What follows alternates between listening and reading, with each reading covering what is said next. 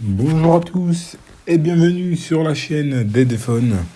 Aujourd'hui, nous allons effectuer la réparation de l'écran sur l'iPad R2. Donc, pour connaître le modèle de votre iPad, vous le retournez. Le modèle commence par la lettre A suivie de 4 chiffres. On peut apercevoir que la tablette est fissurée sur le côté. Donc, nous allons effectuer le remplacement par un bloc d'écran d'origine Retina. Donc, on commence par éteindre la tablette. Voici le bloc d'écran que l'on va remplacer. Donc, sur l'iPad R2, c'est le bloc écran LCD plus la vitre équipée du joint tout autour. Donc, que vous pouvez apercevoir. Voilà. Donc, on est maintenant prêt. Alors, pour les iPads, pour pouvoir les ouvrir, il va falloir chauffer la partie avant à l'aide de notre générateur d'air chaud. Donc, on utilise notre générateur d'air chaud. Si jamais vous n'avez pas de générateur d'air chaud, vous pouvez très bien utiliser un sèche-cheveux. Donc, on fait ça sur tout le contour. On va ensuite insérer une lame entre notre vitre et notre châssis afin de décoller le LCD du châssis. Donc, on effectue cette opération-là sur tout le contour de la tablette. On fait ça délicatement, alors faites très attention, vous avez des antennes, les antennes Wi-Fi et du réseau qui se situent tout autour de la tablette. Donc on commence par la partie supérieure et les côtés. On vient ensuite lever légèrement la tablette.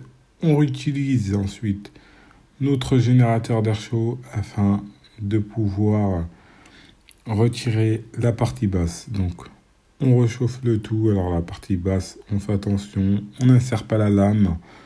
Elle vient délicatement, une fois le joint dilaté, on tire délicatement sur notre LCD. Donc voilà, on fait très attention à la partie basse car vous avez votre bouton Home. Ne surtout pas couper le bouton Home. On rabat ensuite le tout. On va ensuite retirer, donc vous voyez, vous avez la nappe du bouton Home qui est vraiment à même pas 1 cm du bord. On va ensuite dévisser les vis qui maintiennent notre carte mère en place. Alors celle-ci, c'est la vis qui maintient la batterie en place. Donc on la retire, on met en place une petite spatule en plastique. On dévisse ensuite les 3 vis qui maintiennent en place la plaque de notre écran. On déconnecte ensuite notre écran, la nappe du LCD et ensuite la nappe du tactile. Voilà. On a maintenant notre bloc dissocié de notre châssis. Donc voici à quoi ressemble notre bloc. Alors sur l'ancien bloc, on va récupérer notre bouton, notre lecteur d'empreinte équipé du bouton. Alors si jamais vous le remplacez, vous n'aurez tout simplement plus aucun Touch ID. Donc si jamais vous le coupez, vous pouvez très bien le remplacer, mais vous n'aurez plus de Touch ID. Donc à conserver, toujours réutiliser l'ancien afin de pouvoir conserver le Touch ID. Donc on retire tous les fils de protection. On va ensuite légèrement chauffer afin de pouvoir décoller le bouton Home de l'ancien écran. Donc voilà, on retire le tout délicatement, cette nappe-là. Voilà, on la déconnecte. Et ensuite, on utilise notre générateur d'air chaud afin de dilater la colle qui se situe sur les 2 extrémités. Voilà, on retire délicatement notre bouton. On effectue un petit nettoyage du bouton. On applique ensuite un peu de colle et on installe le tout sur le nouvel écran. Donc, on remet le tout en place. On reconnecte ensuite notre bouton Home et on installe nos petits joints tout autour. Donc, on vérifie que le bouton Home clique bien et qu'il soit bien centré. Une fois que tout est en place, on va pouvoir réinstaller le tout sur le châssis. Mais avant de réinstaller le tout, on effectue un petit nettoyage donc de l'ancien joint, de l'ancienne colle. Donc on utilise notre lame, on nettoie le tout. Si jamais votre tablette elle est enfoncée sur les coins, n'hésitez pas à la redresser à l'aide du kit d'outils.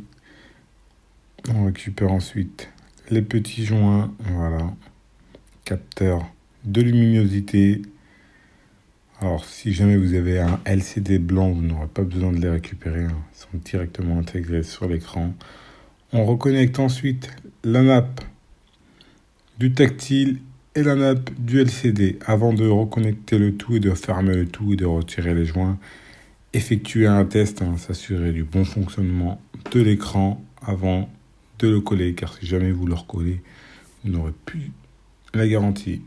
On revisse le tout en place, les plaques qui maintiennent notre écran. Tout est maintenant prêt. On retire nos films. Voilà le joint. C'est vraiment ce joint-là qui va coller entre le châssis et notre LCD. Donc, on le retire complètement sur tout le tour de l'écran.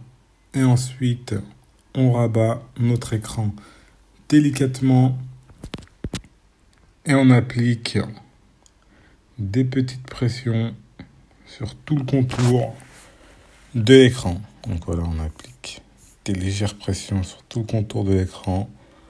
On est maintenant prêt, on va pouvoir allumer la tablette et effectuer les petits tests. Donc si jamais vous avez la vitre de votre tablette qui est cassée, que ce soit un iPad ou peu importe le modèle, iPad mini, iPad normal ou iPad Pro, n'hésitez pas à nous contacter, vous aurez toutes les informations concernant notre site internet, notre numéro de téléphone et les modalités concernant la réparation. Donc voilà, la réparation est maintenant terminée. Si jamais cette vidéo vous a plu, n'hésitez pas à nous lâcher un like et à vous abonner.